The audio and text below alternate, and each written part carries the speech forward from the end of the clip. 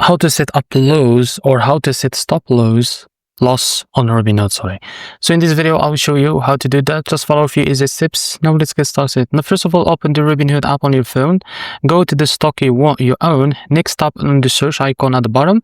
Find and tap the stock on the stock that you already bought and you want to protect with a stop loss.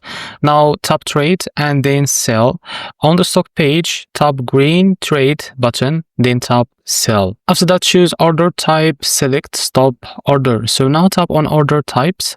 At the top of the screen, choose stop order. This lets you set the price or set a price where your stock will automatically sell if the price goes down. Now enter your stop price. So type the price where you want to sell the stock if it starts dropping.